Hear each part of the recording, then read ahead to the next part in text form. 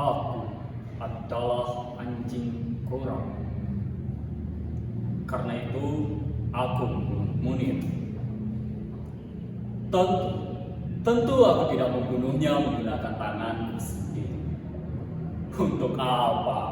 Aku bisa membunuhnya melalui tangan orang lain seperti yang biasa aku lakukan kepada orang lain bila mana perlu. Kau tidak akan pernah tahu siapa diriku sebenarnya. Bukan karena aku berseragam. Sama sekali bukan. Ini bukan soal berseragam atau tidak berseragam. Karena membunuh atau tidak membunuh Munir tidak ada hubungannya dengan seragam. Dirimu dan siapapun yang ada di dunia ini memang tidak perlu tahu siapa diriku sebenarnya. Bukan karena aku seorang pengecut. Tidak ada seorang pengecut yang berani menantang bahaya seperti diriku. Namun, tak lebih dan tak kurang, karena siapakah adanya diriku? Ya, sekali lagi, siapa? Memang sama sekali tidak penting. Sudah ku bilang tadi, aku adalah anjing orang. Jika bukan, aku tidak akan membunuh Munir. Jangan keburu marah. Aku toh mengatakan diriku yang membunuh Munir, bukan Tuhan yang membunuhnya melalui diriku. Jangan marah. Aku tidak mengatakan sudah kodrat Tuhan bahwa Munir harus mati melalui diriku. Tidak.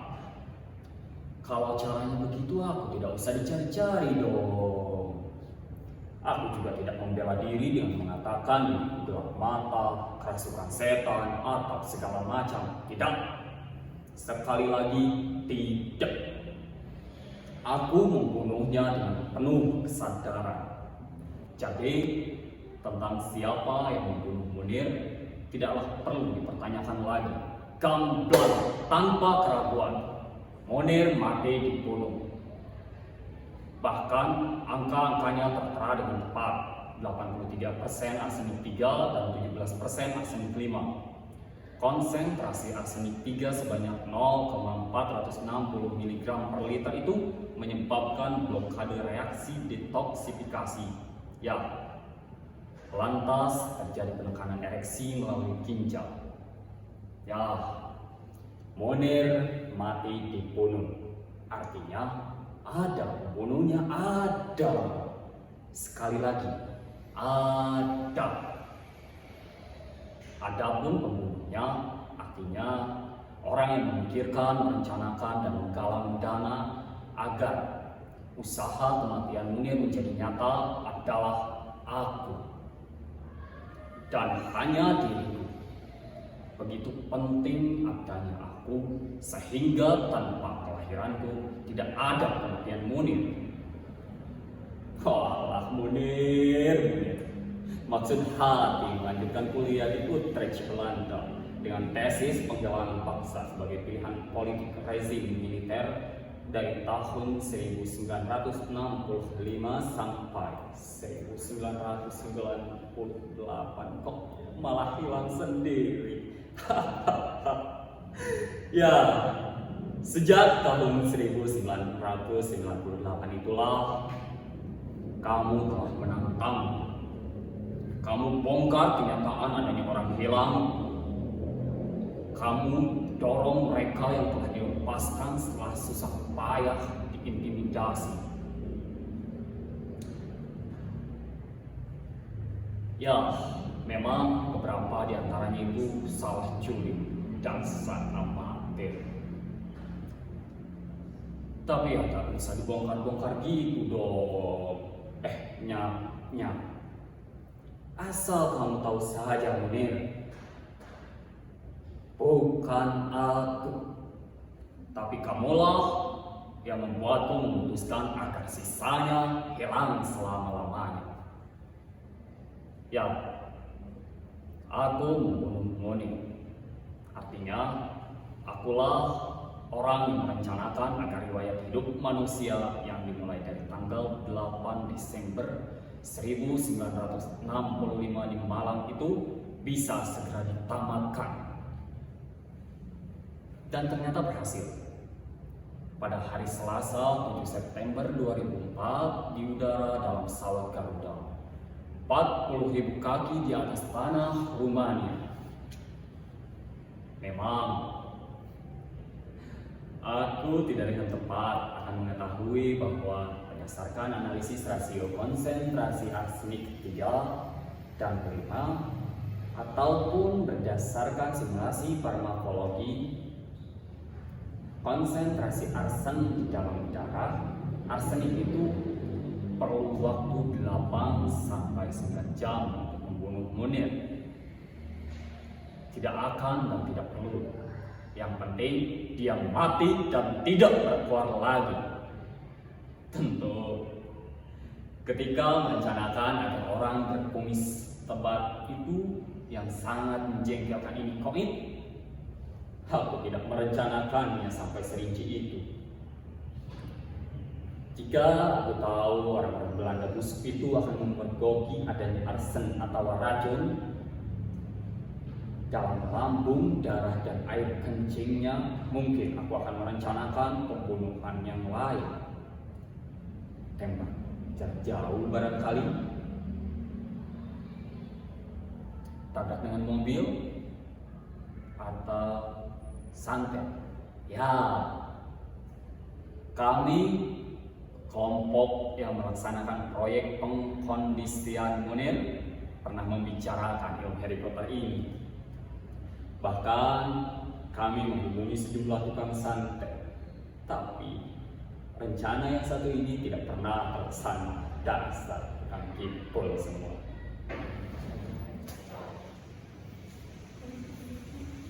Rembulan merah pulang terbakar, sungai berasap terpanggang bumi. Siapa dia menghirup mawar, darahnya menetes bersama bumi.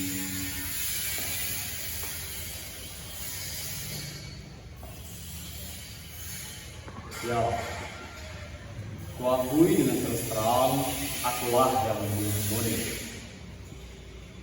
Tetapi tidaklah penting aku ini siapa. Seperti semua orang, aku juga dilahirkan dari seorang ibu. Aku tidak lahir dari pohon, tidak juga dari batu. Aku mohon, percayalah, tidak sekalipun ibuku yang sama mulianya dengan ibu manapun di dunia ini akan pernah mengatakan bahwa membunuh itu baik. Ibuku mencintai ayahku.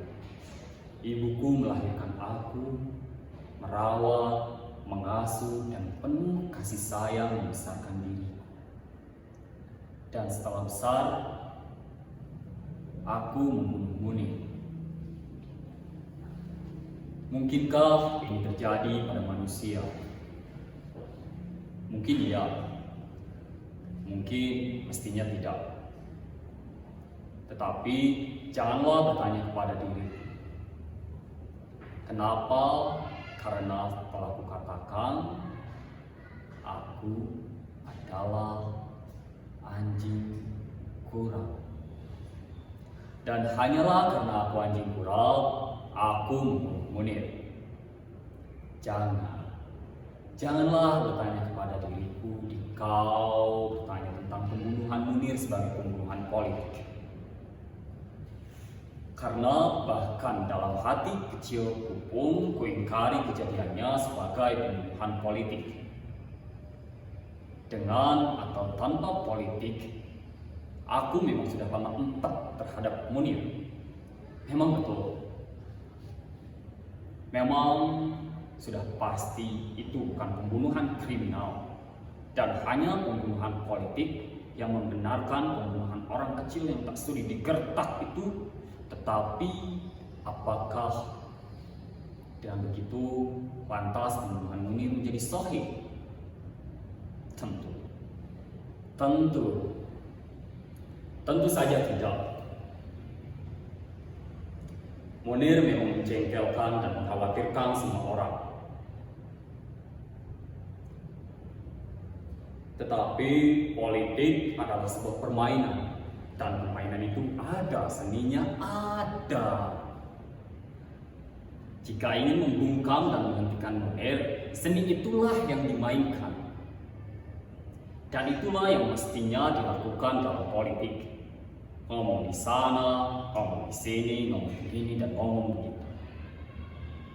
Jujur maupun licik, lugu maupun pura-pura lugu, tipu daya macam apapun, sahih selama tidak melanggar hukum dan dikau bisa berpikir sendiri.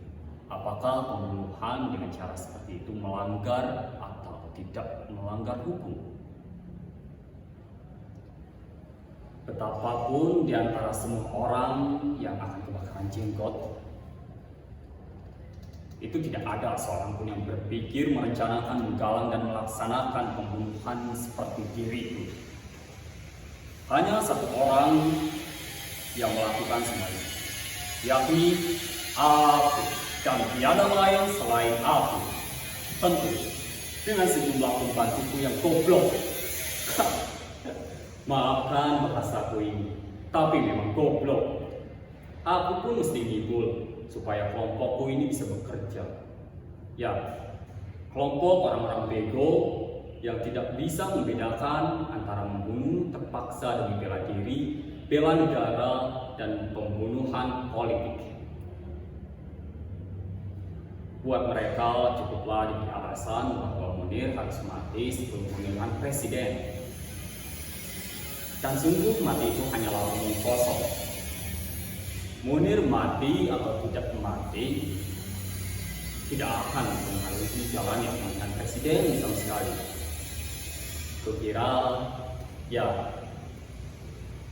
Kukira mereka terbawa angan-angan yang dibawa film detektif, bahwa kejadian itu kok rasanya kurang abdol tanpa menumpahkan darah. Dan tentu saja itu salah. Mereka yang menjalani kerja intelijen terminal, lain film lain pula ternyata. Aku memang bukan kritikus film, tetapi terbukti orang-orang bodoh ini bersemangat membuatnya menjadi nyata. Seperti dalam film detektif, dengan penuh seluk-beluk meracuni Munir. Terima kasih Hollywood. Dikau tentu terkejut dengan pengakuan saksi kepada polisi yang telah dicabut itu. Pengakuan yang disampaikan tidak paksaan sama sekali. Ya, dicabut. Tapi sudah terlanjur dikatakan yang meskipun dengan segala kekonyolan sahih saja menurut hukum. Sebagai pengakuan yang telah dituliskan tak akan pernah dapat ditarik kembali. Sudah tertulis dengan aksara dan bahasa yang disepakati bangsa, tercetak, diperbanyak, dan beredar, mengendap selama-lamanya dalam catatan sejarah. Ya, jika dikau cukup berbudaya, dikau akan merasakan sesuatu yang kurang sepantasnya ketika mengetahui betapa racun itu sudah diujikan kepada seekor kucing. Kalimatnya tertulis begini: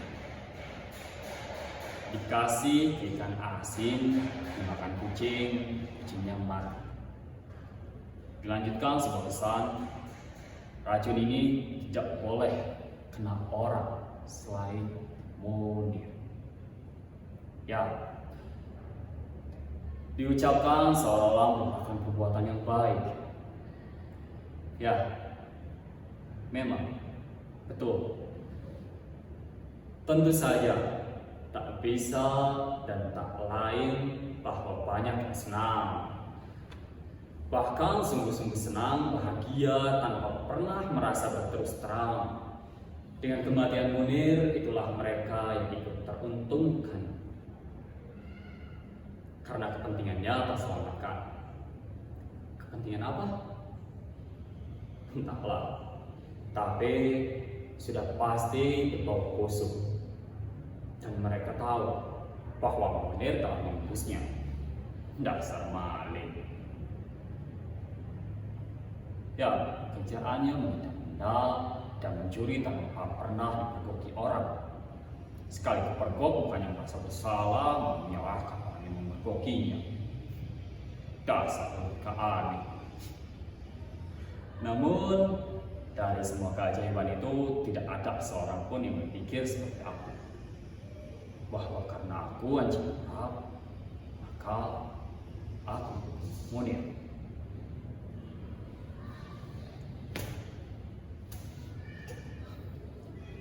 Rembulan menghitam di langit malam, lelah terjatuh tiada pegangan.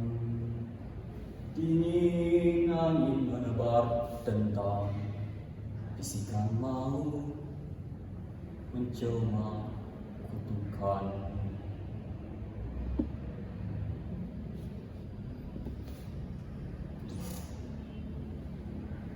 Kau masih bertanya-tanya tentang siapakah kiranya aku,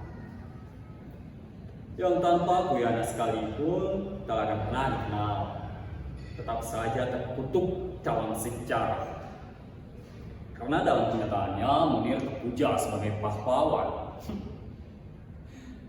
Bukan, sama sekali bukan karena aku takut ditangkap dan dieksekusi seperti Kyoshu, dikeroyok beramai-ramai seperti Gaddafi, atau digantung dengan kepala di bawah dan menjadi tontonan seperti Mussolini. Sama sekali bukan. Jika tadi kukatakan betapa seperti dirimu pun aku punya seperti ibu. Dan karena itu aku dapat diandalkan setidaknya pernah mengenal apa itu kasih sayang. Ya, kasih sayang. Kasih sayang terhadap kucing, kambing meski tega menyembelihnya, monyet, lutung, siamang, orangutan, atau maupun orang biasa. Dapat kukatakan diriku pun mempunyai keluarga, anak istri yang dengan sangat menyesal harus kusampaikan tak mengenal dengan sangat tentang siapa diriku sebenarnya. Begitulah, apa boleh buat. Istriku sudah terlanjur mengenalku sebagai suami yang meskipun barangkali tidak terlalu baik, barangkali juga tidak terlalu buruk. Bersikap baik kepada mertua karena sisi genap keluarga besarnya, bahkan melakukan sembah sungkem kepada para sesepuh di setiap hari lebaran ketika mereka masih hidup. Anak-anak tidak juga hanya mengenalku sebagai seorang ayah yang baik, meskipun tak harus terbaik. Karena terus terang siapa diriku ini tidaklah terlalu berbakat menunjukkan kasih sayang. Betapapun percayalah, aku tidak bisa membunuh baik. Apakah itu berarti aku sebenarnya mempunyai hati yang cukup baik? Mungkin, kenapa tidak? Tidak seperti perempuan-perempuan yang tak punya hati. Aku tidak akan membuang baik ke tong sampah. Ya, jelek-jelek begini aku masih punya sedikit hati nurani. Aku memilih untuk meracuni Munir. Sebenarnya karena aku ini orang yang kejam. Meracuni adalah salah satu dari 3 pilihan, yakni bom dalam mobil, menyantet, dan meracuni itu sendiri. Untuk yang pertama, ahli bomnya terlalu banyak meminta jaminan. Enak benar, sudah meledakkan mobil orang, masih minta perlindungan. Ya, waktu itu Munir baru saja membeli mobil bekas. Dasar kismin. Dan kedua, sudah aku bilang tadi, tukang santetnya kebanyakan alasan. Katanya Munir dilindungi keris segala. Yang ketiga, menggunakan racun.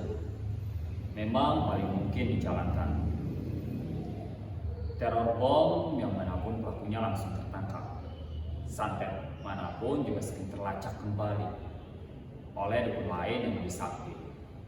Setidaknya begitulah dalam dongeng.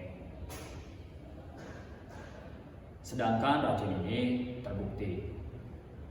Meski sudah jelas menjadi diracuni, belum jelas racun itu datangnya melalui jus jeruk, digoreng, atau minuman dari kopi. Tidak berbau dan tidak berasa. Kelarutannya cukup besar. Bila dicampur makanan atau minuman, tidak akan pernah menghilangkan rasa atau ubah warna, kecuali bau bawang putih. Kalau dia nanti muntah dan ke WC, ketika arsenik bercampur protein bawang putih, nah itu mah bawa orang kampung kalau masuk angin. Lumayan canggih kan? Tentu hanya diriku yang tahu bagaimana semua itu akan telah berlangsung. Memang ada juga yang berlangsung di luar perhitungan. Ya,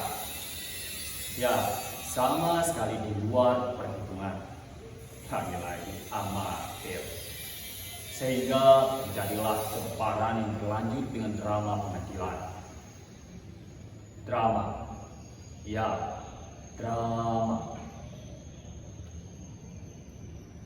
Dalam dua pengertian. Dapat disebut drama karena memenuhi persyaratan dramatik dalam sebuah seni pertunjukan. Dan bisa disebut drama karena penuh dengan kepura-puraan, bersandiwara dalam kehidupan sepenuhnya. Tidak percaya? Ikutilah kutipan percakapan jaksa dengan saksi yang sudah beredar luas ini. Pernahkah saudara bekerja di? Lupa saya. Baik, saya akan membacakan di atas saudara. Penyidik bertanya, apakah saudara mengenal Munir? Bila iya, kapan dan di mana? Jawaban saudara, saya kenal dengan Munir tahun 1996, waktu saya sering mengikuti diskusi di kantor. Kontras membahas dui fungsi ABRI dan rezim Orde Baru. Betul seperti itu? Betul. Kemudian, sejauh mana yang Anda tahu tentang rencana pembunuhan terhadap Munir? Jawaban saudara, saya mengetahui rencana pembunuhan itu karena saya pernah disuruh melakukan pembunuhan terhadap Munir. Betul? Betul. Kemudian, Anda juga mengatakan bahwa yang menyuruh Anda untuk melakukan pembunuhan terhadap Munir adalah Bapak Sukab alias Pak Li alias Rambut Geni alias Pak Pandir. Betul? Betul. Anda juga mengatakan bahwa Bapak Sukab alias Pak Li alias Rambut Geni alias Pak Pandir adalah agen muda dengan golongan 3B pada Direktorat 7 Deputi 2. Betul? Tidak tahu, saya lupa. Lupa? Oke.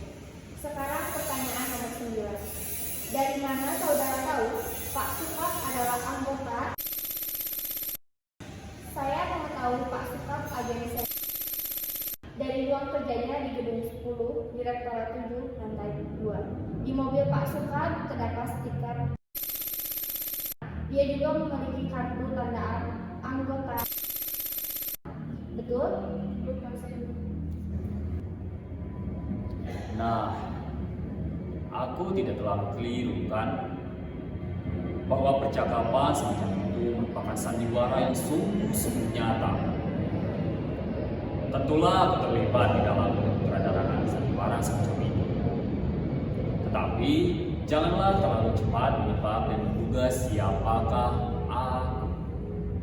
Karena meskipun memang akulah sebenarnya sumber segala sebab kematian Munir, siapakah diriku ini tidaklah penting sama sekali. Kau tidak akan pernah tahu dan tidak akan pernah mengenal siapa diriku. Tetapi tempatku di dalam sejarah sudah tertunjukkan dengan jelas. Memang kau boleh buat, bukan di tempat Munir.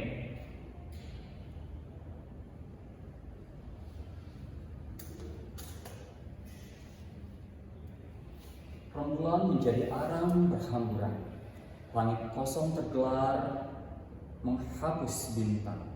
Ada tikus celingak-celinguk dalam selokan seruling dangdut pengemis bergoyang.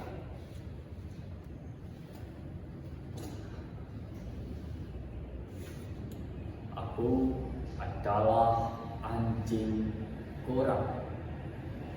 Karena itu aku membunuh Munir. Namun jika disebut makhluk Tuhan yang disebut anjing, itu bukan aku. Dengan segala hormat, anjing yang paling berapan di dunia ini pun tidak akan pernah berpikir untuk membunuh Munir. Ya, diriku dilahirkan oleh manusia. Ku kenali cerlang matahari harus didubai dan harum melati. Dan pesona pedesaan para cendekiawan, kecerdasan para cendekiawan. Tetapi akulah yang membunuh Munir. Apakah aku harus minta maaf karena telah mempermalukan manusia di hadapan segenap anjing kurap yang ada di muka bumi? Selama aku tidak mampu mengungkapkan siapa diriku dan mengakui kesalahanku, berarti aku sungguh-sungguh tidak tahu. Itulah aku. Aku pembunuh Munir, karya Seno Bumi Rajidan.